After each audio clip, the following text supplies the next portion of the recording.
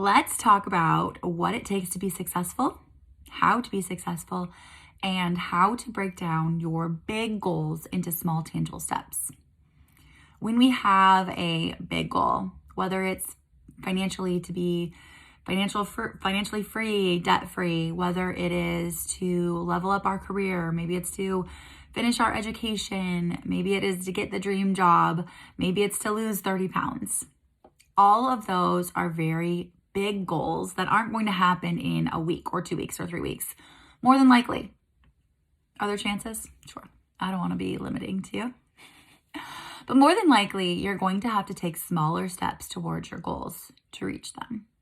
So one of the things that is most important is to break your large goal, which I want you to dream big. I want you to dream bigger than you can even imagine. So if it's a weight loss goal, I want it to be like you're dreaming of what your ideal physique is, how your clothes are going to feel, how your body's going to feel. Are you going to put any chronic diseases into remission? What is it going to feel like to have your hormones completely balanced? Literally for your labs to come back and be like, everything is good. There's no sign of illness or disease here.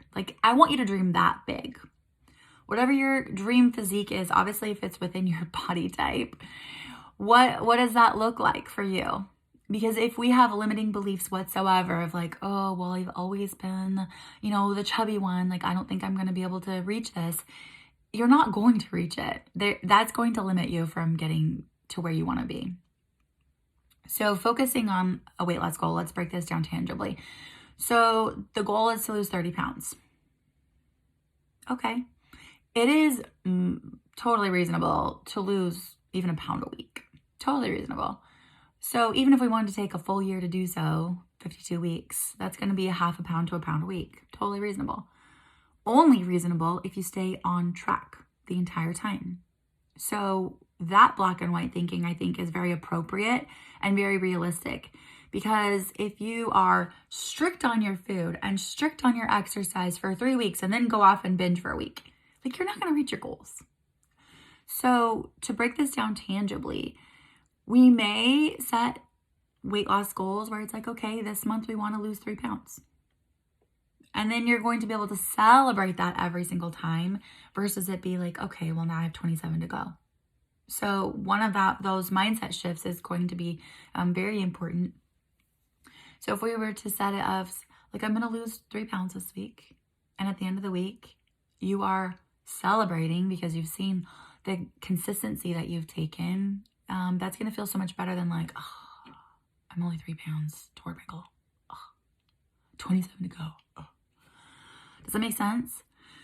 So that is going to be one way that we break down these goals. Another way that we break down these goals are what are the tangible steps, these simple, mundane, tangible, easy steps that you're going to do every single day that are very easy to not do every single day. It's not going to kill you if you don't follow them every single day. But at the end of the year, are you going to lose that 30 pounds? No. So, for example, we know that your sleep needs to be prioritized during weight loss. Well, all the time. But if you're not sleeping, you're not going to lose weight. Your hormones are not going to be balanced.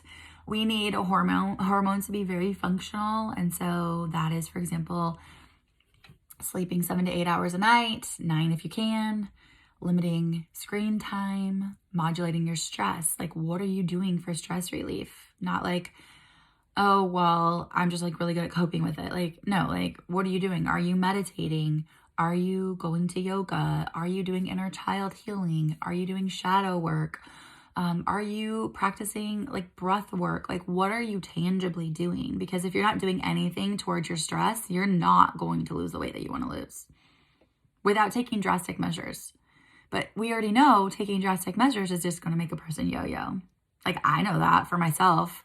I literally used to believe I always had to be on a diet if I was going to ever lose weight, very strict, very drastic measures. And that's just not accurate. That's not accurate at all.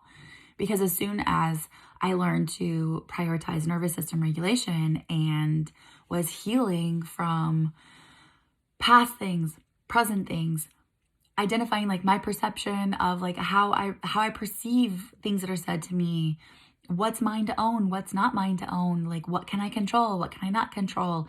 All of those things have to be faced if you're going to balance and regulate your nervous system so that your body can release the fat, because often holding on to fat and inflammation is just a protection. Our body is protecting us from whatever threat and danger it thinks that we are experiencing. And you can't outsmart your body. Like, you can't just cut calories until you're finally losing weight, because you're just going to jack up your metabolism at that point. And then every time you're cutting calories, you're just slowing your metabolism more and more. And that's why people reverse diet and adding calories back in to actually lose the weight, because you can't outsmart your body. You can't. So let's use finances as another goal. So say a person has $50,000 worth of debt. That's huge. That probably feels daunting. So we would break that down into tangible steps. We would break that down into tangible like goals. Maybe they make $100,000, which really isn't like amazing money in our economy in 2024. But maybe they can pay off $10,000 a year. Okay, that's awesome first step. Well, what is that going to take? Does that take, okay, let's reassess all these weekend trips we're doing. Let's reassess all of these subscriptions that we have. Let's reassess, like, do I need another pair of shoes? Or is it like, I just really, really want them? So it's not a matter of like having to go without so much as a matter of like, what are your priorities? Like, you can definitely spend and spend and spend and spend and have all the things that you want, but you're just blocking yourself financially. And so often taking care of those debts are actually going to open and expand you financially to be able to receive more. So if we're coming back to like a health goal, I often prescribe to my clients their mobility work every single day. I want them moving every single day because I want it to be a habit. And it's not that we don't have a rest day. Like, I actually don't work my clients that hard because I'm focused mostly on nervous system regulation. We have rest in that. But if my clients are making it a habit to move every single day, even if it's a 20-minute walk, one, that 20-minute walk is not like a workout. It is moving your body. It is celebrating your body. It is being thankful for your body moving, being able to move. If we make that into a habit, they are more successful long-term than if I'm prescribing, okay, you're going to work out 3 days a week and the other 4 days, like, what are you doing? Like, I can't encourage my patients to be sedentary those 4 days a week, because it is so hard to stick to a 3-day-a-week program. Because if it's a Monday, Wednesday, Friday, it's like, oh, Friday came and went. It's like, shoot, I forgot to do it. Oh, Saturday's too busy. Oh, we have these things planned on Sunday. And now it's Monday again, and I haven't moved my body since Wednesday. Does that make sense? So when you take these small steps every single day, it becomes a habit. So different things that I encourage to do every single day is 8 to 9 hours of sleep every single day. That's a non-negotiable. Being in bed without screens, and depending on the type of person, if you're someone that's like, no, I can totally do 7, like, go 7, rock your 7. If you are a person like me that needs 8 to 9, then that's like a non-negotiable. It's like, I need that much sleep. Another small tangible step is to eat 30 to 50 grams of protein at every single meal. Protein is going to, one, it's the basic building block of your body. Like, you need protein. Protein is what's going to make you feel satisfied. Protein is what gets our body to kind of be like, oh yeah, I've had enough food. Like, I'm good. Like, I don't need to eat anymore. Women especially need to prioritize protein so much more than we generally do, because we've often been eating too small amounts of food in general. So 30 to 50 grams of protein every single meal. You need at least 30 grams for even like protein synthesis in your own body. When you do that and make it a habit, it becomes easy. No longer is it like, oh, what am I going to have for breakfast? It's like, oh, I'm having this leftover ground beef from last night, and I'm going to mix a whole bunch of eggs with it, and I'm going to crush that because food is fuel and that is better for my body, versus like, oh, I'm going to have this muffin or a yogurt parfait, and then I'm going to feel hungry again in an hour or two because I have a blood sugar spike and crash. And now I'm like resisting the urge to eat because it's not a meal time yet. Like literally, when you consume enough protein, your mind can be on your day to day and not on food, period. So that is a non-negotiable, easy step for the day. And also, if you eat your 30 to 50 grams of protein, then at that point, if you are like, oh, but I really wanted these chips, then after you're satisfied with your protein, you can decide, like, do I even want them? Maybe you do. Like, maybe that is something that you're like, no, I really want these, even though I'm feeling like my protein hit the spot, like, I still want these. But at least you have a chance to make that decision versus the food drawing you in and pulling you in, because anything processed with sugar or carbohydrates, which get processed as sugar, fat, and salt, is going to have an addictive pull on you. And so when we eat our protein first, that's an easy way to maintain and or hit our weight loss goals.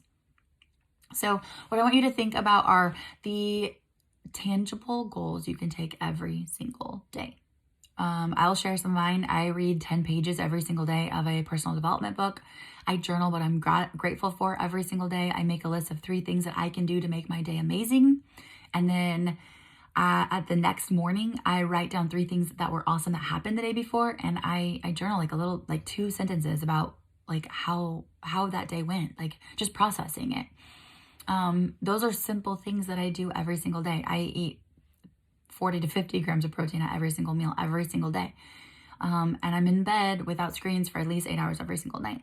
And those are simple things. And we can always like compound on those. But I want you to choose 1 to 2 things that you're going to do every single day. If you have no idea, for the sake of this video being a training, send me a message, comment below this, and let me know, like, if you have no idea what it is that you want to do to accomplish for your every single day goals.